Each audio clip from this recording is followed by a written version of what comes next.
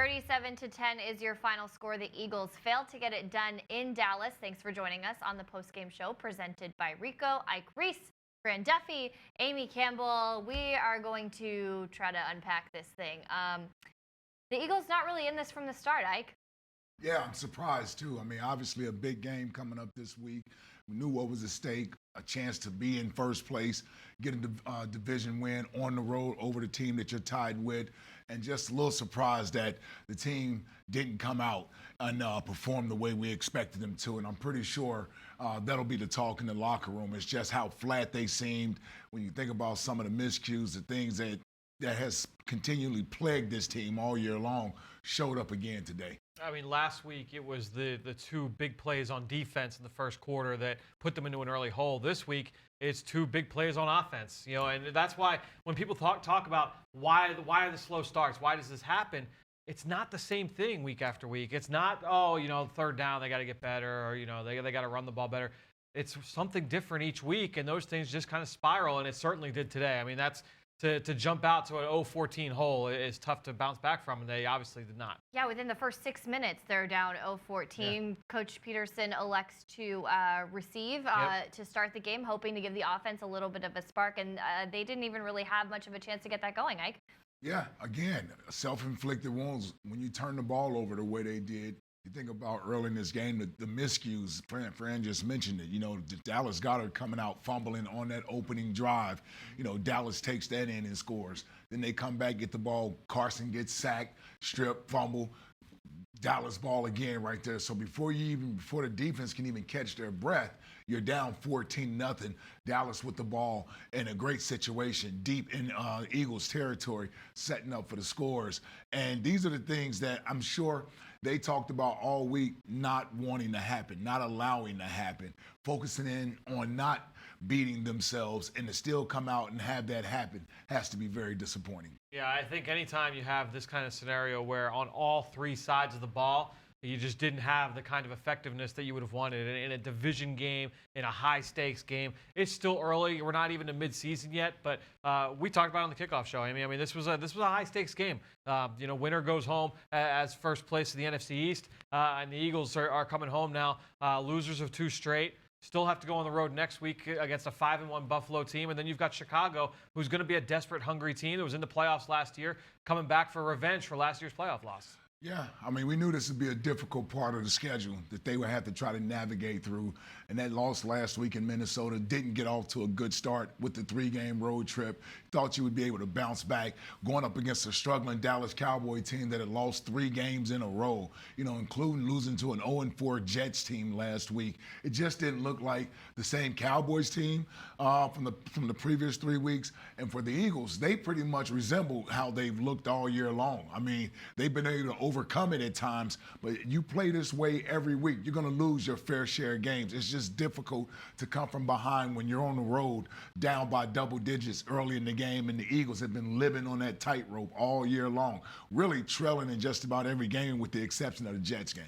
And as we wait to hear from Coach Doug Peterson and Carson Wentz on their thoughts on this game, we'll continue to unpack it here on the show. Guys, let's go to the trenches, because this was something Fran and I really talked about before in the kickoff show, that this is going to be a battle on the line of scrimmage. And let's talk about Eagles defensive line versus the Dallas offensive line. They had some injuries on the offensive line, but those guys were back tonight. They were healthy, and it really seemed like the Eagles defensive line, there's some injuries there at the defensive tackle position, but they really got pushed around up front. Yeah, I mean, you had 3 sacks, I believe, overall in the game. And some were key in the first half, and it was good to see Derek Barnett get home for that sack. That helped get the Eagles the ball back in a 1-score game. It was still kind of a situation where you thought, all right, let's go make something now. Yeah. After that sack by Derek Barnett forces 3rd and long, Eagles get the ball back and give it back to them. So, I think when you look at the defensive line, I am excited. That's probably one of the big things I'm interested to go back and see tomorrow when I watch the film is, what did the pressure look like? I will say this, early in the game, first half, just charting the game, a lot of checkdowns from Dak Prescott. So that goes back to the coverage and say, okay, so the coverage downfield looked good. They're forcing checkdowns by the quarterback. I do want to go and see what the pressure looked like. I'll say this, though. We talked, Amy, about all the things they do schematically. Like we talked about it this week as well. Play action, screen game, stacked receiver bunches, made it more of a quarterback-friendly offense. We saw all that. The quarterback run game was prevalent for Dallas tonight, and obviously Ezekiel Elliott and what they want to do in the run game. So all of that goes to negate a pass rush. Ball comes out quick. Those are the things where it can be a little bit tough to evaluate just watching live on TV. Yeah, I thought they did a nice job in the passing game. Listen, when you drop back like Dallas does and you got Ezekiel Elliott back there, it makes it difficult at times to get that pass rush there. It was a back and forth, I thought, between the O-line and D-line when it came to the pass protection. But the running game is where we struggled at. I thought Zeke was able to get too many yards on first down at times. And when you're playing a team like the Cowboys to run the ball as well as they do, and we struggle in the passing game, you're going to have to decide through your game plan, what are you willing to give up? And it looked like this week they paid a little bit more attention to the passing game and helping these corners out in coverage, and the running game was going to be defended by a 6- and 7-man box, and Zeke is just too good. You need an 8th man up there, and eventually he's going to get his. And I thought tonight Dallas won the battle as far as the run game goes. They ran the ball on us better than anybody I've seen pretty much all year. Yeah, and when you're looking at the stat sheets, they rushed for 189 yards. I believe 111 of those were Ezekiel Elliott. And then the passing game, 213 yards through the air for Dallas. But really the big number, I mean, if those numbers aren't big enough, what really jumps out to me is the first downs. They had 23 to the Eagles' 16, Fran. Yeah, and the first, I mean, those rushing numbers are. That's we haven't really seen that. We haven't seen that. That's really what this Eagles defense. They've always been able to hang their hat on being able to stop the run. In this game, that was not the case. And certainly, I'm just going through my chart here and just looking. It's Zeke plus 7, Zeke plus 8, Zeke plus 18. Zeke plus 13, Zeke touchdown run. I mean, it started early. It wasn't like, that was all garbage time in the second half. They were able to pick up chunks of yardage on the ground early in this game. That brings up 3rd and manageable, allows them to keep moving the football, and that it makes it very, very tough to play defense. Yeah, it really does. And Dak probably hit 2 big throws today. He hit the wide open one on the double move by Amari Cooper, and the other one that Amari Cooper caught. That's just an outstanding catch. Yeah. The coverage was good. It was great coverage, and it was just one of those moments that just kind of you're like, well, but that's what though. Tip your hat to him on that's an example of a guy going up and making a play. Yeah. Right. I mean, the coverage is there, and the receiver goes up and makes that play there. So that's sort of what we need on our side of the football, right? We got to have guys come up and make. You just can't make the ordinary play. Sometimes you got to make the extraordinary play when you want to start to get your offense going, and that's really what Dak had going for him tonight. Is that his guys made a couple big catches for him, but really it was that running game that allowed him to operate back there with really no pressure around him, especially in the play action. Ike, why don't we get to your 3 takeaways since we have been taking away many things from this one. Let's get to Ike's 3 takeaways. Well, we discussed pretty much, some of them, early miscues in the game. You just can't have that. The fumble by Dallas Goedert, can't have that. And then the strip sack that Carson gave up. Lane, I thought, had a tough night tonight back there in pass protection. DeMarcus Lawrence got his first sack against the Eagles in his career right there setting up that touchdown. So having those early miscues, not being able to get off the field on 3rd down, a couple key penalties on defense, put this team behind the 8 ball in that first half where Dallas just pretty much controlled the clock. Key penalties on special teams, too. That was a big penalty. The punt return for Boston Scott brings it back past midfield. Rudy Ford penalty on a block in the back it was an unnecessary penalty. There was no reason to push in the back there. Brings it back inside the 15. That's a 40-yard swing in a 2-score game. It's a critical play that is hidden yardage that no one talks about, but that's 4 first downs for this team that hasn't been able to create those big plays. That 40 yards is an eternity. That's a huge impact, on special teams that, they weren't able to have. And then you had a couple kick returns as well, where the ball, was kicked into the end zone. Could have been a touchback that came out. Yeah. Bad blocking, whatever you want to call it. They get tackled inside the 20, and that's another, again, 10, 15 yards, you're talking about a big difference in the end, in the end game of those drives. It adds up. Well, and when we look at the Eagles' offense, not really able to get a lot going there as well, Fran. You didn't have, I think Alshon didn't have any catches until the 3rd quarter, and you were looking kind of down those receiver stats. Ertz didn't get anything, I think, until the 4th quarter, so just really unable to get anybody going in the passing game. Yeah, when you have 30, I want to say it was 33 plays run in the first 2.5 quarters. That's going to happen. I mean, there's only so many balls that go around in that kind of scenario. So I think when you look at the way that this offense operated, they weren't able to create those big plays. They weren't able to stay on the field. You had too many penalties. You had too many. The turnovers obviously certainly set this team back. But look, this was a game that they're going to go back and they're going to watch this film and say, from the jump, it just was not our night. Well, and I know it's something, you guys are going to want to go back and watch the film. But just at an initial takeaway, what were they doing so well on defense that the Eagles were not able to get really much going in the passing game, the run game, whatever it is? The offense just wasn't able to get anything going. Yeah, my other takeaway, Amy, Fran, is the pass protection tonight. I thought the best thing the Cowboys did tonight was get after Carson Wentz without having to bring extra pressure. They did at times, but for the most part, they were able to get pressure on Carson with just their front four. I thought Andre, up and down night with his first start over there at left tackle. And I mentioned a second ago, Lane, I thought struggled a little bit tonight as well. Carson That's a surprise. Yeah, and Lane typically plays well against DeMarcus Lawrence. But, DeMarcus Lawrence is a Pro Bowl defensive end, has led this league in sacks, so it's no shame in giving up one or two to a guy like that. But I thought Carson was hit way too much tonight.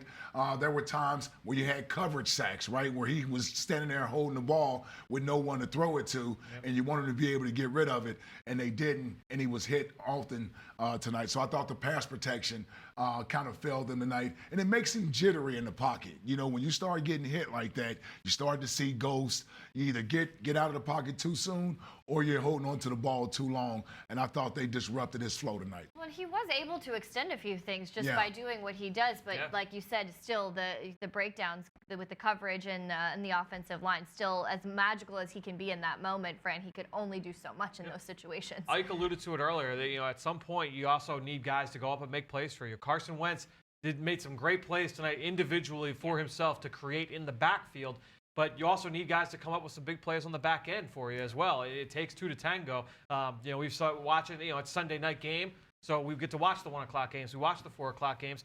You see, up and down the league, teams that were able to make those big plays in the passing game. The Eagles have just not been able to make them consistently enough over the last 4 or 5 games, and it's come back to hurt them for sure. Yeah.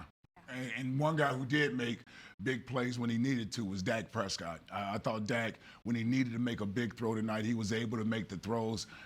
Really, the one turnover he had late in the game, other than that, I thought he played a relatively clean game.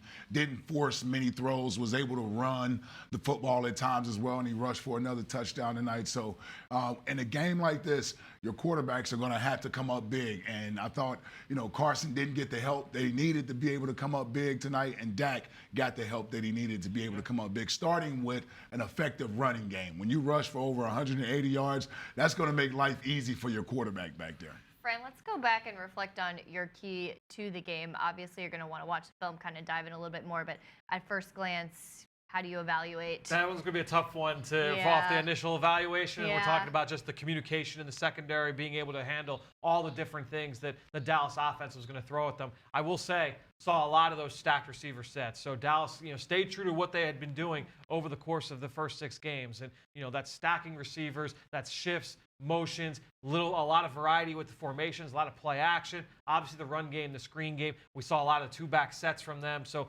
they kept things, multiple. They tried to attack the Eagles in a lot of different ways, and they were able to have success. So tough for me to say exactly how they did. For me, I think one of the big things too is you look into this and say, all right, if you're the Eagles, again, Doug Peterson said it earlier this week, and it's tough to say it when you're in a game like this where you lose by 27 points. A few plays early in the game completely outweigh and send the game spiraling into a different way. You say, if you don't fumble in that opening drive, where's this team at? If you don't give up the sack fumble, where is this team at? It's frustrating, but that's football. That's exactly what the NFL is on a week-to-week basis. And the other thing that ripple effect is from those early turnovers, and you get down 14-0. Now, Doug, you have to scrap your game plan. Right. Because now you're in catch-up mode, and that's pretty much what they were in from, 10 minutes to go in that first quarter when Dallas went up by 14. After that point, you basically are just in a throw mode. And it makes it easy for a defense to sit back and sort of disguise what they want to do, bring in extra pressure at times, dropping guys back off in coverage because they know you have to throw the ball to try to catch back up. What do you guys think the turning point was for this game? We'll start with you, Ike. Well, I think the early turnover. I think when you're on a roll like that, and Doug decided to take the ball to try to get this team off to a fast start, and you turn the ball over on that opening drive, man, that is deflating. And for the home team to have something like that happen early in the game, it just energizes that crowd. It gives that whole team life over there. And I thought Dallas was able to ride that wave of energy for the entire first half until they sort of fell asleep in the third quarter and then picked it back up. But by then, it was just too late. Once you turn the ball over like that early in the game, it's hard to overcome. Remind me of the playoff game we had back in 2000 against the Giants. I mean, we went up there, opening kickoff. They took it to the house for a touchdown, and we never recovered. We never recovered from it. Crowd was into the game. And once you have something like that happen to you early, the first thing you say to yourself is, man, here we go again. Yeah. Here we go again. So it becomes deflating for you as well, because you've told yourself all week, I'm going to do this right. I'm going to do this. We're going to make sure we do this on the first drive. You know, Doug is preparing to get that ball on the opening drive, because if Dallas wins the toss, they're going to defer to the second half. Yep. So they know they had a pretty good chance of having that ball coming out. And to have that happen on the opening drive, it's deflating. Look, and sorry, Doug does that to try and set the tone. Yeah. Right. And unfortunately, it set the tone going the other way. I mean, that's the, if they go, we'll say 6, 7 and out, and you punt and you pin them into inside the 15. You feel good about that's that. Fine. Like, yes. you live and you play the next series. But to turn the ball over on the 5th play of the game and give them the ball inside the 30-yard line, that gets you going the other way. Then you get back and you give it away on your second play of the next drive. It's really tough to bounce back from that. And that's the killer. And I'm telling you, I've been on teams where you struggle to get out of your way, get out of your own way. Yep. And when something like that happens early, it's just human nature that you're in the back of your head, you say, man, here we go again. Yeah. We can't do it. And it's just human nature when you don't have the positive reinforcement coming from positive plays and things that you're doing well out there. That stuff just starts to creep in your head and it festers. And the Eagles got to find a way to get off to faster starts. And I know it seems like we say this every week. Matter of fact, we have said it every week. Because it applies every week. Because it applies every week. Man, and to have that go down like that, man, it's just difficult to overcome when you're on the road like that. I did want to give Dallas Goedert some credit for having that. He came back. Yeah, he did come back. Getting the touchdown and getting that. Had some other big plays too. Yeah, the one touchdown there for the Eagles. Of course, we are waiting to hear from head coach Doug Peterson. He is about to approach the podium to dissect this loss to Dallas. I'm sure coach is going to have a lot to say about the confidence he has in his team and always his goal to go 1-0 this week. Here comes Coach Peterson. Okay. Doug, do you feel like you were overconfident coming into this week? No, not at all. Do you regret voicing your confidence earlier in the week? Nope, do not. Just felt like I had a lot of confidence in this football team, a lot of trust, a lot of faith in the guys. Had a good week of preparation, and quite honestly, I just after a game like this, we all have to kind of step back, look in the mirror, especially myself. It starts with me, and this is one of those games that I take personal from that standpoint. We didn't play well, and that's personal on me. So I got to get that fixed. Doug, you said that something similar last week. What can you say about the team? They just look unprepared tonight. Well, I don't know if turning the ball over is unprepared, but that's we can't do that. We can't start the game that way. We had 2 fumbles to start the game, which led to 14 points. That's hard. Against good football teams, that's hard. You can't do that. Missed tackles, things like that. There's just things that we look at that we have to fix, and we got to fix them in a hurry. And we'll take a hard look at that in the next couple of days. What happened on the deep ball to Nelson, where it looked like maybe if he had laid out, he'd have a chance to catch it? Did he explain that, or do you have any perspective on what happened on that play? We just missed. Doug, what was the one behind the decision on 3rd and 4 in the second quarter? You guys ran the ball. Yeah. Was that? Yeah, we have runs. We have runs in that situation. Yeah, I elected to run the football. So Carson didn't check to run there. I called the run. Yeah, because I thought they were going to play a soft zone defense and we would run the ball. Carson wasn't able to get very comfortable all night. What did you think of the protection tonight? It's got to get better. That's a good pass rush, though. I give them credit. It's a really good pass rush. So we have to do our part. We got to be critical of ourselves. We got to get better there and improve. That's can't let our quarterback get hit that many times. Second quarter, you guys had a 3rd and 7. They blitzed off the edge with a cornerback. We missed the protection. Just missed the protection. Yeah, I mean, there's a lot of things that go into that. It could have been the back until I see the film and actually see where the call was made. It could be a combination of a couple things. Doug, you had said at the start of last week, we're going to go down there, we're going to win. Had you seen anything leading up to this game over those next 6 days to suggest a performance like this might be ahead? No, not at all. I thought the guys were, preparing themselves to come down here and do that. Give Dallas credit. They had a great game plan.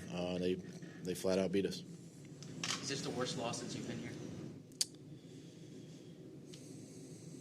It's either one or two. Yes. Doug, does something have to change if you lose 2 games by at least 18 points in a row? What has to change is we got to roll our sleeves up and go to work. We got to figure out what's going on. We got 9 games left. It's going to start with me. I'm going to own this one, for the football team. I'm going to look hard the next couple of days, but we got the guys in the locker room to get it fixed. I know that, and I still have a lot of faith in them and a lot of trust, and we'll get it fixed. Talented enough? Yes. Why do you believe that? Because you see signs of it. You see glimpses of it. Obviously we're injured, and we got some guys that are missing, but we don't use that as an excuse, and I do feel like we got enough talent on this football team to get the job done. So from where you stand, what's the concern you about the defense giving up over 30 back-to-back games? I look at it, and I also got to, I can't put it all on the defense. The turnovers. You give Dallas a short field like that. Teams are going to score anyway. I mean, that's just what happens in this league, and so it's everybody. It's not just one unit. And that's the thing that we have to look at here in the next couple of days and get it fixed in a hurry. Zach didn't have a catch in the first 3 quarters, targeted once. What did they do scheme-wise to take him out? It wasn't a lot of stuff they did. I mean, they played their defense like we thought. Obviously the protection broke down, so Carson couldn't really set his feet and deliver the football to him. But I thought Zach did make a couple tough catches, in this game. But again, something we'll have to evaluate and look at. You ran the ball a lot. I think 11 of your first 17 plays. Jordan had some success. Was that the plan going in? Did anything change after the first 2 turnovers in terms of your play call? Well, as far as running the ball, we felt like we had a good run plan. There were some kills in there, for the quarterback to get to.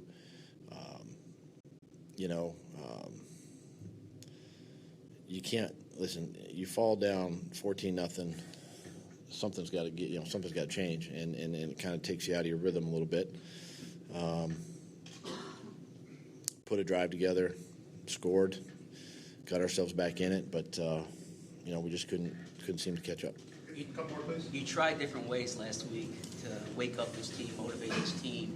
What more can you do? How do you get it across to this team? Well, listen, obviously it starts with me, and when you wake up and come into the building every day, you got to come there ready to work, ready to prepare, and it's with everybody. It's just not, you're not pointing the finger at one group or one person. It's everybody. It's me included, and and that's the message. That's just the message that we got to continue to prepare like we've been doing, put in the hard work, put in the time, and get ourselves ready for another game. Do you see a correlation between this loss and a lack of motivation or a lack of preparedness? No, I feel like the guys were well prepared coming into this game. Again, I've said it about 3 times already that they were prepared. I mean, you can't turn the ball over like we did. I mean, that's flat out the bottom line in games like this. You can't turn the ball over and give good teams field position inside the 50, inside the 20, and expect to win the football game. So to me, that's not necessarily being prepared. There are other factors. And so from where you stand, what's the biggest problem?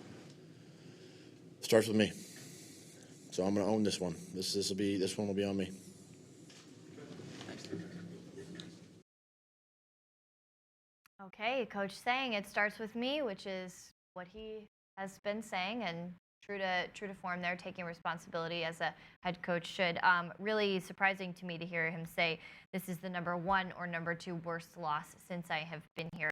Obviously taking this one pretty hard. Bottom line, can't turn the ball over that many times and expect to win. It's a problem that has plagued the Eagles this season. Ike, as a player, what do you do to correct this? Well, I mean, obviously you weren't playing on the offense, side of the but ball, right. But I mean, I know it's something that the players are conscious of. I mean, obviously Dallas Goedert doesn't want to turn the ball over right there, but he's trying hard to continue to fight for yards. And for whatever reason, those are the type of things that happens to teams when you can't get out of your own way. It's just things like that happen. Even the extra effort plays turn out to be bad plays for you. And that's really what happened right there on Dallas, with Dallas Goedert there.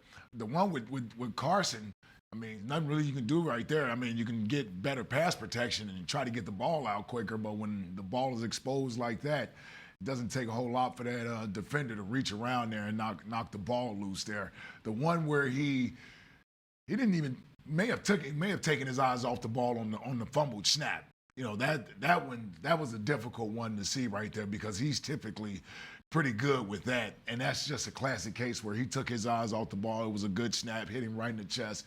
Can't have that. The interception, I think, is just something as a result of trying to make something happen, forcing the ball there, didn't see the defender there.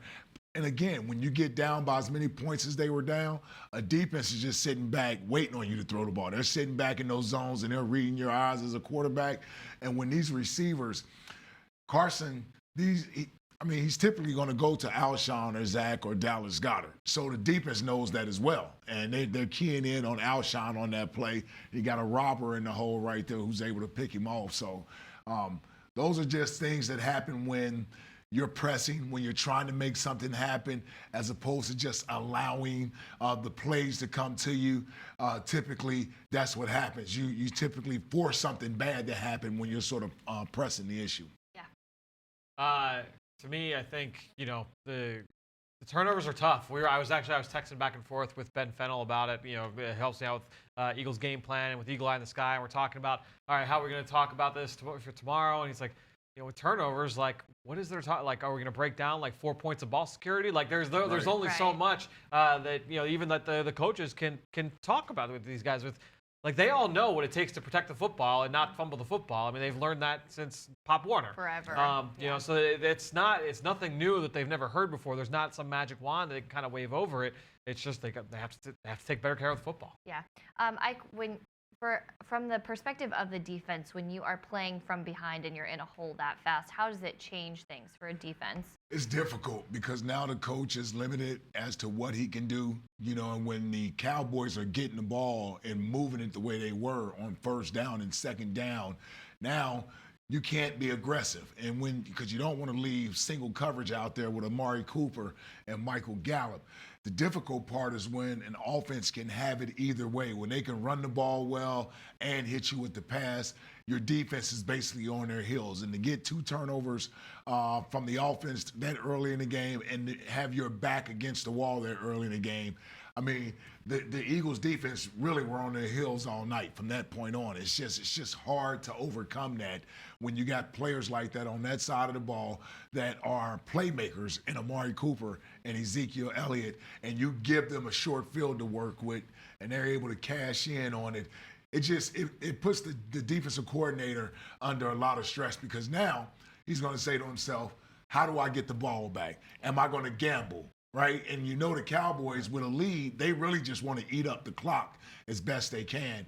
And it put Jim Schwartz in a difficult position because now he's going to be overly aggressive, and then the Cowboys are taking shots down the field. I want Especially when you have a couple injuries there to your defensive tackle. Yeah, you're already shorthanded. Already shorthanded as well. Fran, I think you had a key stat, an interesting stat for us. Yeah, just looking at some of the key numbers in this game. Look, anytime you have a loss like this, you're going to have the numbers will tell a little bit of a story.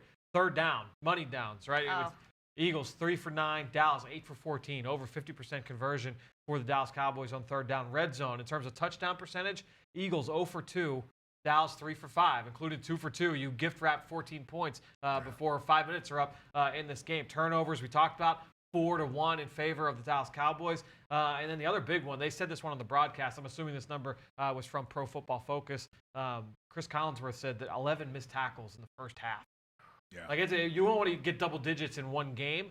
To have it in the first half, that's a tough one to swallow. So Coach Peterson keeps preaching on, I watched the film, and these are correctable things. These are correctable things. It's the missed tackles, it's the turnovers, it's the penalties. They are. It's things that are correctable, but it hasn't been something that they've put it all together. And you just see like just a lack of focus and discipline across the board. Yeah, and that's what happens when your teams aren't performing well. I mean, these are the reasons why you look at these things. And like Fran was saying, they certainly are conscious of it. And I'm sure throughout the week, they're mindful of wanting to try to get these things turned around. It's just when you go out there on the field, now you have an opposition there. And so you're going to have to overcome that opposition. And Dallas losing 3 games in a row, I think that kind of clouded people's minds as to what type of team this was. But this is a team that's very talented that just hadn't played well the last 3 weeks. And they got their guys back tonight, and they seem to put it all together. And it's difficult losing. It's hard to lose 4 straight games in this league. Eventually, you're going to turn it around somewhere. And tonight was Dallas's night. And this game doesn't feel good. And the Eagles are sitting at 3-4. Still a lot of football left to go. And I know we remind ourselves of that, but the Eagles need to remind themselves of that and get this thing turned around, because even with 9 games to go, you can also lose the majority of those 9 games if you don't turn this thing around, as far as getting off to faster starts, the self-inflicting wounds, things of that nature, things that we've been talking about every week. If they don't get this, eventually, you know what? You are what you're putting out there on the field. Right. And after 7 weeks, we've seen this consistently, meaning inconsistent, self-inflicted penalties, self-inflicted miscues like fumbles and things of that nature. Man, unfortunately, this is where you're at in the season after 7 weeks. Well, we knew this was going to be a tough stretch for the Eagles, and of course that this game was going to be a difficult one to win on the road at Dallas. A Dallas team that, in my opinion, them having a 3-game losing streak only made them more dangerous because they were going to be so desperate. Yeah. And, kind of the criticism of them this season so far was they looked great in the first 3 games, but did they have a really good win? This is now a good win for them. They lost to teams that were a little bit better, and of course the Jets, which kind of, that one's a little bit confusing as well. But you mentioned they get those guys back, and so they are going to start clicking. The Eagles are going to get another shot at them. The division is still very much wide open. Coach Peterson saying, we've got the guys in the locker room to turn it around, and that's what I'm confident in. Fran, bright spots that we can look at from this one. Well, even just off what you just said, I mean, Dallas was 3-5 last year. And then turn it around and they win the division. So the Eagles are 3-4, far from all the way out of it. But to me, if I look at this and say, all right, what are some of the bright spots, some of the things that you take away, and just for me, that I'm interested to see tomorrow watching the film. One is going to be a play that I believe I'm going to break down a little bit later in the show after our first commercial, is the Dallas Goedert touchdown. We referenced it earlier. Really cool kind of a alteration off a play they've been running the last few weeks that connected for a big play. So excited to dive deep into that. I thought we saw some interesting 2-back stuff, like with both Miles Sanders and Jordan Howard on the field together. So that'll be interesting to kind of dive into that and see exactly what they were doing from that standpoint. Defensively, look, the Jalen Mills interception I thought was really good to see. I'm excited to kind of dig into the film and see exactly how Jalen looked in his bounce back from that injury. Yeah, he's one I'm interested to see more, and Andre Dillard as well. Any initial thoughts about how he performed in his first NFL start? A rookie left tackle, I mean, that is a difficult position, especially when you're going up against those Dallas pass rushers. To me, I think if you look at rookies going to the NFL, quarterback, obviously the toughest position to jump right in and have success. After that, to me, it's offensive line and corner, the 2 positions where you are in uncomfortable situations, moving backwards, in reverse, unnaturally. You're asked to think a lot. Offensive line and corner. he was put in a tough spot last week against Minnesota and Everson Griffin. Watching him this week, obviously he gave up the 1 sack. I'm interested to go back and watch and see how he looked on film against Robert Quinn, a very talented pass rusher. Yeah. Baptized by fire. Get out there. Good for him. Got to get his feet wet at some point, and going up against a guy like Robert Quinn, great test for him. I thought he played well for it being his first game. National TV, a lot of pressure going in there, having to fill in for Jason Peters. It's always pressure when you're the first pick in the draft, right? I mean, when you're a number 1 pick in the draft. So I'm interested and excited to see him going forward. You know the talent is there. He just has to get the confidence and get a little bit more experience, because going up against a veteran like Robert Quinn, he has a lot of different pass rushing moves he can hit you with. Yeah, of course, Coach Peterson expressed confidence in him earlier this week. Hey, that's why we drafted him. It's, hey, welcome to the league, kid. I mean, you watch all around the NFL, and I watch the sacks from all around the league, and you see rookie offensive linemen on the receiving end of those sacks time and time again. And I go through this draft class, and you see guys that were 1st and 2nd round picks that I was excited about coming into the league.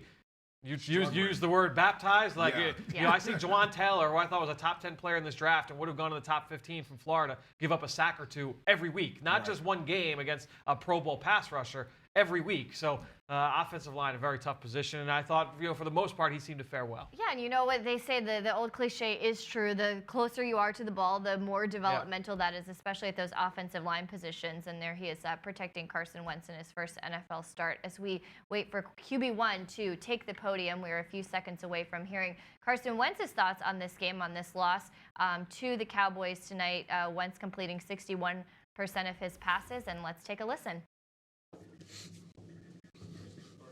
Carson, what's your level of trust in your wide receiver group at this point? It's high. Yeah, it's very high. I mean, those guys go out there game in and game out, make plays, and I feel extremely confident with them, after this game and still going forward. And but at the end of the day, we just got to be better. Offensively today was a struggle, obviously. They played us well. We did not play well. So we got to correct some things and get back on it. You guys, you said that last week, too. What do you see as the biggest problem at this point? I mean, all I know is when you turn the ball over the first 2 drives, that's hard. It makes it really hard. Put the defense in a bind early like that. We can't do that. We got to execute better. We got to execute better early, especially. We got to stop digging ourselves these holes, and we can get it fixed though. Didn't look like you had a lot of time to throw today. A lot of pressure. Was it tough having enough time? They had a good pass rush, and like I said, we got down early and made it tough on ourselves. So obviously, especially late in the game, we were forced to throw the ball, and they were pinning their ears back. And there's things I can do better. I got to have better pocket presence and help those guys out as well. So, but at the end of the day, we just got to all be better. You had a 3rd and 7 in the second quarter. They rushed a corner off the edge on you. He came late. Was that just a situation where you got to see him, or I mean, what? Yeah, I got to see that and make the right protection call. In the 4th quarter, you threw it deep to Nelson. Did you catch it? Did you feel like the effort on the ball was there? And what did you see on the play? Well, I thought we had a touchdown when I threw it. I didn't see the end result. I was on the ground, so I didn't get a chance to see. But when I threw it, I thought we had a good one there. But I got to make a better throw, obviously, and hopefully get him in the end zone next time. What did they do to take Zach away today? 3 quarters, he had 0 catches. They didn't really do anything unusual, honestly. They played their defense. They play it well.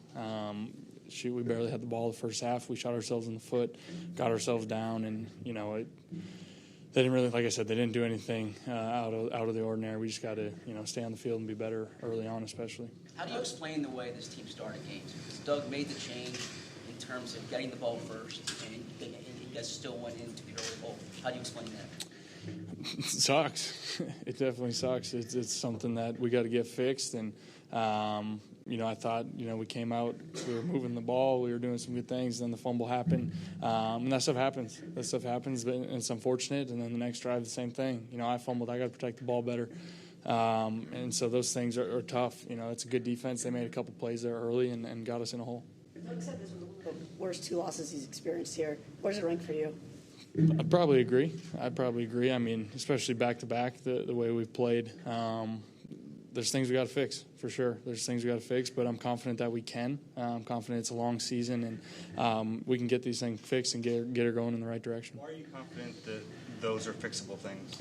Because I've been with these guys. I know what we're all capable of. I know if we all just stay together, we can bounce back. And we had a rough night. At the end of the day, we had a rough night. We're all going to own it and move on and learn from it. But again, I'm extremely confident to get this thing going in the right direction. How would you describe the locker room? Frustrated, a little embarrassed. We didn't show up. They beat the crap out of us, and we got to be better. But like I said, I'm confident that we'll get things fixed. This is a ticked off group. We're gonna rebound from it, and I'm confident we'll be all right. Carson, the back-to-back bad losses coupled with grumblings coming out of the locker room this week will lead to speculation that there is a fractured group. What are you seeing? I love that locker room. I have a lot of confidence in the guys, and I really think that these losses, obviously, you never want to lose, but I think it's going to pull us together, and I think it's going to really cause us to look ourselves in the mirror individually and take ownership of a lot of things, but I think it'll pull us together, and as a family, the leaders got to step up and make sure everyone's in this thing together, and I'm confident that we'll do that. And so from where you stand, what's the biggest problem with this team right now? Execution. It's hard to pinpoint one thing. Obviously, when you lose the way we did tonight, execution was poor. Was very poor on the offensive side of the ball, And that's a good team. At the end of the day, that's a good football team. And when you dig yourself a hole like that, it's hard to come out of. Early on, it seemed more running than passing. What was the reason for that? I guess I don't know if that's actually true or not. I thought it was a pretty balanced approach. We go into each game trying to be balanced. And I thought we were moving the ball effectively, both through the air and on the ground. And like I said, those turnovers killed us, and we did get the one drive going there. But then after that, it was tough sledding for us. Overall, how do you feel like you played tonight? Got to be better. What was it? 3 turnovers? That can't happen. I got to be better with that. I got to protect the ball, and I got to be better leading this team for sure. On the first drive, you deep pass to Alshon. Did you want that challenge? Did you think that? I couldn't tell. It's always frustrating when you see a flag and then they pick it up, but I couldn't see the jumbotron. It's ginormous above me. I can't even see what's going on. So I have it's neither here nor there for me. Thanks, Thank you, guys. Okay, like quarterback, like head coach, taking responsibility for this one. Frustrated, a little embarrassed. They beat the crap out of us. I admire his honesty. I admire his candor on that. And I really love that he said this is a ticked off group right now. And I think that's probably a great place for this team to be. Ike, any reflections on what Carson had to say? No, I mean, listen, he handled it like he pretty much handles it every week, and that's what a quarterback should do, is pretty much put all the blame on yourself and take responsibility. That's what good leaders do. He talked about, the execution again and not getting off to a fast start. And I know, they want to. But for whatever reason, they just can't get it clicking early. Some of his throws were a little bit off there early in the game that you like to see him sort of get those either down or get it out of his hands quicker. But, I thought once you had the turnovers early in the game, it really is difficult to really stick within a game plan that's going to allow you to have a balanced attack through the running game and the passing game. And once they became all throws, it's just difficult. I think, you said it best. When you look at this team, and it's a ticked-off team right now. And the first thing I wanted to ask you, Ike, was the best teams you've been on. When you have a loss like this, what is that atmosphere like? What is it that you would want it to look like? You don't want to be in that situation, right? But what do you want it to look like in the locker room, and then I guess the next couple of days? Well, what you hope for is that people, you hoping that your teammates, it's quiet and get back to work. Right? You want to make sure that you're focused. There's going to be an edge pretty much to everyone. And those are the type of teams we played on. We lost the game. It was not fun to come to work. It just, it made for the weeks to be longer because practice was much harder. Things are different in today's NFL than it was, obviously, when I played. But there's enough veterans on this team that believe in each other, and this is a team that's been in the postseason the past 2 seasons, so they know how to dig themselves out of this hole. It's just a matter of continuing to believe in one another and don't start finger pointing. You know, if you got to get in here and do extra film, start doing it. You know, get in here and get extra film. And if you need to get healthy, to get back on the field, you need extra treatment, start getting the extra treatment. But the biggest thing you do is you pull closer together. Yep. You know, the moment you start pointing fingers and the moment you start looking at your teammates side-eyed and wondering, man, can't you catch the ball or can't you make a tackle? That's when things go awry and that's when the season starts to unravel. So I think this is a group, starting off with Doug as the head coach here, this is a group that typically pulls closer when things start to go bad. So they have recent history, no question, to draw from. And so I think they'll be okay. Yeah, that is kind of a consistent theme with this team, is that they don't point the fingers at each other when things are not going well. We are going to take a quick break, Fran. We will catch up with you a little bit later in the show. Yeah, stay with us on the other side of this break. We'll be right back.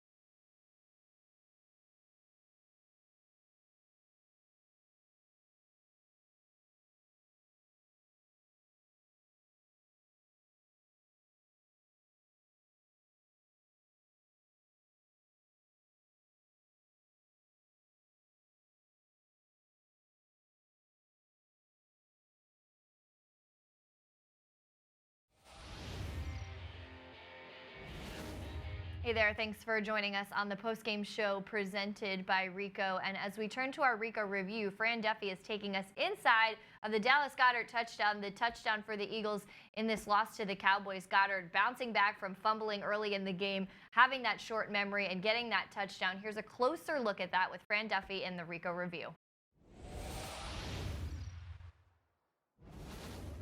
Thanks, Amy. Now, let's get to that touchdown, the first touchdown of the game for the Eagles in this game. They're down 14-0, and now you're going to see really creative play call and also great execution from everybody up front. We've seen Miles Sanders, we just saw him last week, score a touchdown where you had him running down the seam on basically a quasi-wheel route out of the backfield. And the other 2 routes that were complementary was a jet sweep out of the slot, so you had the jet sweep action, and you had a deep over route to hold the safety. So this is the same concept, but the Eagles have a little new twist here out of this set because you've got Jordan Howard in the backfield, a split gun set. Instead of the jet sweep, you're actually going to have Jordan Howard go to the flat. That's going to save that same kind of purpose here for this Eagles offense. Try and get the eyeballs of the linebackers into the backfield to the left side. You're still going to get that deep over route, and you're still going to get the wheel route from Miles Sanders. So those are the 3 key routes here. And the idea is you've got to beat the free safety who's in the deep middle of the field. The Dallas Cowboys are a big single high team, a lot of cover 1, a lot of cover 3. So you've got to be able to beat this guy, the deep safety who's just off the screen. So the Eagles are hoping that they're going to get a big matchup here with Dallas Goedert, the athletic tight end, one-on-one with Leighton Vander Esch, because they've seen this. The Dallas Cowboys have seen the Eagles run this play numerous times. They ran it twice last week. They've run it 5 or 6 times throughout the course of the season. So when you see Miles Sanders in the shotgun, if you're one of these linebackers, you are alert right away to the wheel route and they were counting on that. So we're going to let this run, and you're going to see Carson Wentz. They're going to send Jordan Howard from left to right. He's going to stare at that safety in the middle of the field, make sure he's there, take a peek at Miles Sanders. The safety moves. You can see he's in no place to defend this throw, and the Eagles score a touchdown over the top from Carson Wentz to Dallas Goedert. Big play to pull the Eagles within a touchdown here in the first quarter.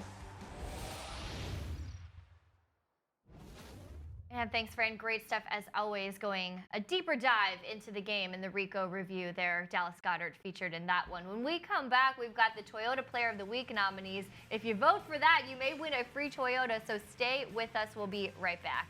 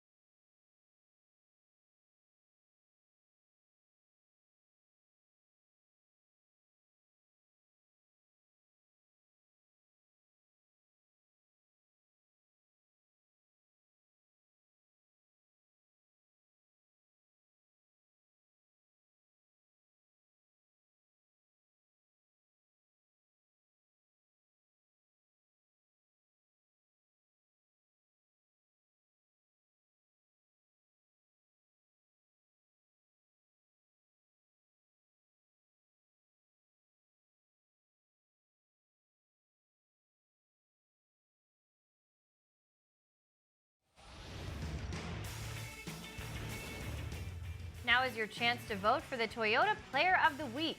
Go to PhiladelphiaEagles.com/Toyota Player of the Week to cast your vote and get a chance at a brand new Toyota. This week's nominees for the Eagles Toyota Player of the Week, it's Derek Barnett, Jordan Howard, and Jalen Mills. Jalen Mills making his return to the field after almost a year off, almost a full year off. His last game, October 28th of last year against the Jags in London. Great to see the Green Goblin back out on the field and making plays, looking like his old self out there, Ike. It's good to see Jalen back out there. Great to see him get an interception in his first game. So I guess he would get my vote. Although Derek Barnett, I thought, that sack he got, that was pretty big early in the game. Yeah, I think Mills has, the play, but he also has, the story, the hair, that pink suit, the bright colors. Yes. The mouthpiece is the lime mouthpiece, green. A lot, yes. One of the bright spots, something for the Eagles to build on as they move forward. Let's take a look ahead. As we wrap up this show, of course, we'll be back here next week to discuss the matchup with the Bills, the third and final game of this 3-game road trip here. The 5-1 Bills, Ike, which is not something I thought I would say, though, they don't really have a win against a good team. So that record is a little deceiving there. They beat the Dolphins, they beat the Bengals, they beat the Jets, the Giants, lost to the Patriots. So what do you see from this? They are much improved. I want to give them some credit on that, but they do not have a good win. What do you see from this matchup? Very good defense Buffalo has. Sean McDermott, we're very familiar with Coach McDermott, being a former Eagles coach and a former Carolina defensive coordinator. Josh Allen, quarterback, runs around a lot, can make plays with his legs. But they like to win with their defense. And they don't give up a ton of points. They don't mind playing games, 17-13, 19-16. They try to take care of the ball and force you into making mistakes. They were in a tough game today versus Miami. And then Miami just started turning the ball over. And that's what Buffalo relies on, is that defense. They aren't going to take a lot of chances with the young quarterback up there because he's still learning the position. But that is a tough place to go up there and play as a team. That'll be another tough road game. But a game I think that's winnable. A game I think that's winnable. I think this would be the best offense other than the Patriots that the Buffalo Bills have faced. Yeah, absolutely. And I think low scoring is kind of their MO. That defense loaded with talent that they have slowly acquired through several drafts, and they're really starting to put it all together there. If you're the Eagles, you're on this flight home, you're looking ahead to Buffalo now. What is the mentality to flush this one, look ahead, and kind of finish this little road stretch strong? Well, I mean, you got 2 straight weeks of losses, right? So this one is hurting a little bit more, knowing it was on national TV, the way the game unfolded. You know, I thought Carson summed it up pretty well that, you know, they felt like they got embarrassed tonight and didn't show up. So that's how the majority of the team is going to feel after a loss like this. Quite frankly, I don't even know if I would watch much of the film of this game because not a whole lot went right tonight. And you kind of want to, you know, get this thought out of your mind and get focused on Buffalo as quickly as possible. So I would imagine those guys will be in here tomorrow looking at film, trying to get this Cowboys game and this taste out of their mouth, trying to get to Buffalo as soon as possible. Yeah, Wentz saying, well said, in my opinion, that it's a ticked-off group there. Yeah. I'm sure it's going to be a really interesting environment around here at the NovaCare Complex throughout the week. There's going to be a lot of good content on PhiladelphiaEagles.com and all the platforms, so you're going to want to follow us all week long leading up to that game. And of course, we will be right back here as always a half hour before kickoff. That'll be 12:30 p.m. on Sunday as the Eagles are on the road at Buffalo. We will have the kickoff show presented by Exalta, and as always, right back here after the game to break it all down on the post-game show presented by Ricoh. For Ike Reese, I'm Amy Campbell. We will see you next week.